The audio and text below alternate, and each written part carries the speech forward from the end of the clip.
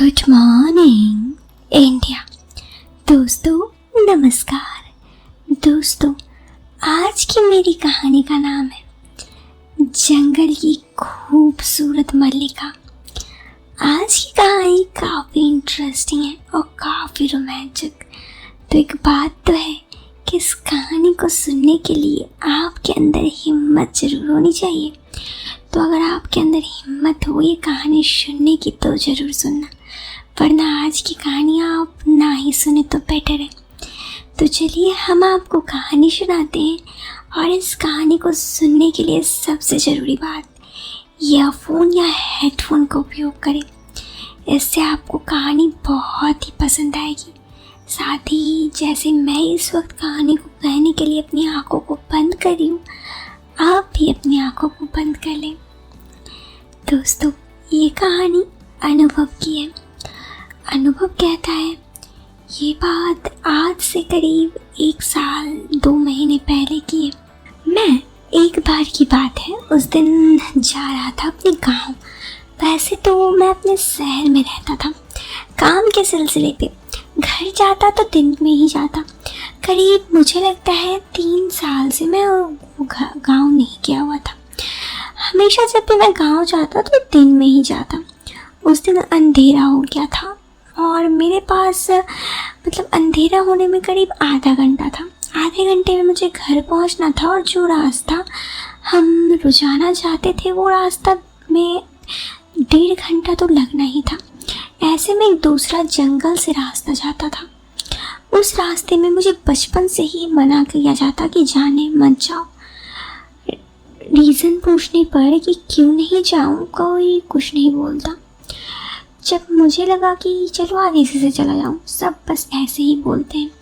यही सोचकर मैं उस रास्ते से बाइक पर था तो गाँव जाने लगा। अभी मैं 10 से 15 मिनट ही गया था, और आधा घंटा या फिर मुझे लगता है 20 मिनट में मैं पहुँच जाता। मुझे एक अलग ही खुशबू आने लगी। वो खुशबू बहुत ही अच्छी थी। ऐसा लग रहा था कि कोई मधुर खुशबू है, आसपास कोई तो है ज़रा। उस वक्त अंधेरा लगभग हो रहा था। जैसे ही मैं वहाँ पर गया तो मुझे एक औरत की साड़ी दिखी, जो पीछे मेरे तरफ मुड़ी हुई थी। और मैंने जैसे ही उसे देखा, उसका मुंह मेरे तरफ आया। मुझे उसकी आधा चेहरा दिखा। उसकी आंखें बिल्कुल नसीली थी, होंठ एकदम गुलाबी और किसी खूबसूरत अप्सरा से कम नहीं थी। मैं अपने आप को रोक ही नहीं पा रहा था।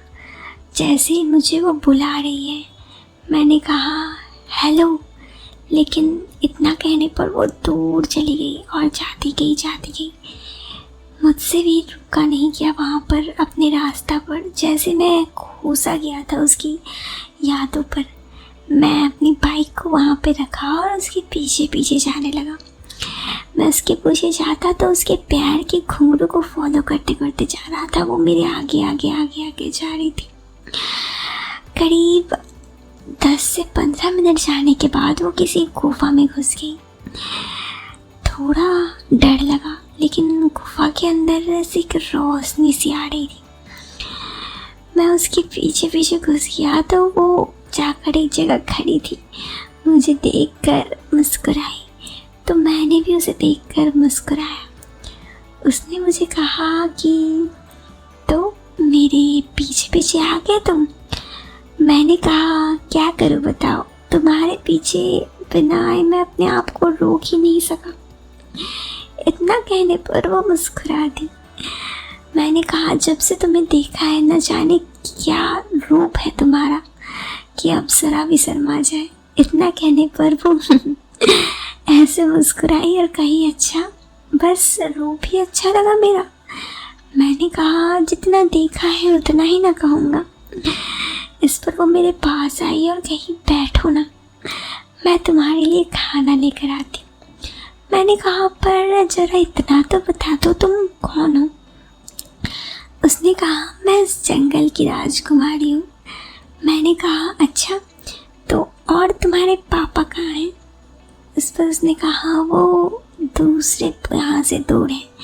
तुम्हें कौन चाहिए, मैं या मेरे पापा? इस इस पर मैंने कहा बस तुम मिल जाओ तो और ज़रूरत किसे है। इतना कहने पर वो हंस दी और कही बैठो मैं अभी आई। इतना कहकर वो चली गई वहाँ से। मैं पागलों की तरह उसका इंतज़ार करता रह गया। करीब 20 मिनट बाद वो आई और कही इंतज़ार ख़त्म हुआ, लो। पता नहीं उसने इतने सारे स्वादिष्ट खाने कहाँ से लाए। खाने की खुशबू बहुत ही मादक थी और बहुत सारे खाने की चीज़ थी। मैं सारा खाना खाया और कहा सच में बहुत खूबसूरत थी। इतना मधुर खाना, इतना स्वादिष्ट मैंने आज तक कभी नहीं खाया।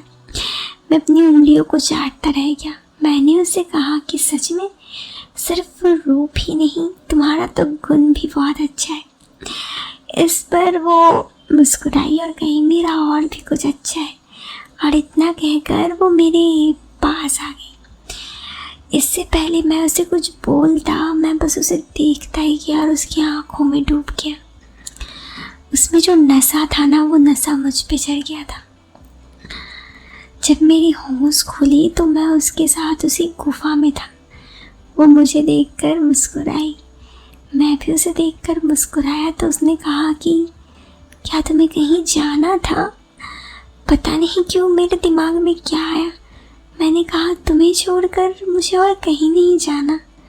उसने कहा सच? तो मैंने कहा हाँ, मेरी ज़िंदगी ही तुम हो। इतना कहने पर वो मेरे पास आई और कही रुको मैं आती हूँ। मैंने कहा कहाँ जा रही हो? उसने कहा मुझे कुछ काम है ज़रूरी। इतना कहकर वो गुफा से निकल गई। मैं जैसे ही उसके पीछे पीछे निकलने लगा, मुझे जैसे कुछ चीज़ जकड़ कर पकड़ लिया। मुझे समझ में नहीं आ रहा था मैं वहाँ से निकल क्यों नहीं पाया, लेकिन इतना ज़रूर समझ चुका था कि उस गुफा में ऐसा कुछ ज़रूर है। लेकिन मैं अब क्या करूँ, ये मुझे बिल्कुल समझ में नहीं आ रहा था। तभी मैं उठा और मुझे ऐसा लगा कि अगर मैं अभी नहीं जा सकता तो कभी नहीं, शायद उस औरत के साथ ही मैं जा सकूं, नहीं तो मैं ऐसे नहीं जा सकूंगा। ये मैं समझ चुका था। मैं आहिस्ता आहिस्ता उसके पास गया और कहा कि जब वो आई तब कि मुझे भी ले चलो तुम्हारे साथ। उसने कहा तुम्हें मैं चाहिए या कौन?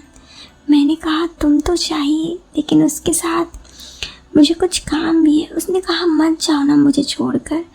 मैंने कहा ठीक है, एक शर्त पर। मैंने कहा तो उस पर उसने कहा क्या? मैंने कहा कि तुम पहले अपना असली चेहरा दिखाओ। अगर मैं तुम्हारा असली चेहरा देखकर रुक गया तो मैं कहीं नहीं जाऊंगा। उसने कहा डर जाओगे तुम? मैंने कहा मैं डरना चाहता हूँ, अगर सच में नहीं डरा तभी तुम्हारे साथ रहूँगा। इतना कहने पर उसने मुझे अपना असली चेहरा दिखाया, जो एक तरफ से पूरा जल चुका था। मैं देखकर चिल्लाया तो कहा उसने कि इसीलिए मैं नहीं चाहता थी कि तुम जाओ। मैंने कहा ठीक है, एक काम करो, अगर तुम चाहते हो कि नहीं जाऊं तो बस इतना करो कि मुझे यहाँ से बाहर निकाल दो। उसने कहा फिर तुम नहीं जाओगे ना? जैसे ही उसने मुझे बाहर निकाला उस गुफा से, मैं वहाँ से तुरंत भाग निकला, क्योंकि मुझे पता था कि अगर मैं वहाँ से नहीं भागा तो वो मुझे कभी नहीं आने देगी। वो जो भी थी, काश वो मुझे खा लेती या फिर वो मुझे बंधक बना के रख लेती अपने शौक़ को पूरा करने के लिए। वहाँ से भाग गया। दोबारा मैं उस गांव की तरफ जाता तो उस रास्ते से कभी नहीं जाता। दोस्तों सोचना मत कि ये मेरी झूठी कहानी है कोई, ये मेरी ज़िंदगी की एक सच्ची दास्तान है। हेलो दोस्तों, कहानी तो ख़त्म हो गई, लेकिन ज़रा बच के रहना, ऐसे ही किसी के पीछे मत पड़ जाना, ठीक है? तो चलो इस वीडियो से लेती हूँ अलविदा। मिलते हैं एक दूसरे वीडियो में। वीडियो पसंद आए तो लाइक करना, चैनल पर पहली बार आए तो सब्सक्राइब करना। तब तक के लिए दोस्तों बाय, टेक केयर।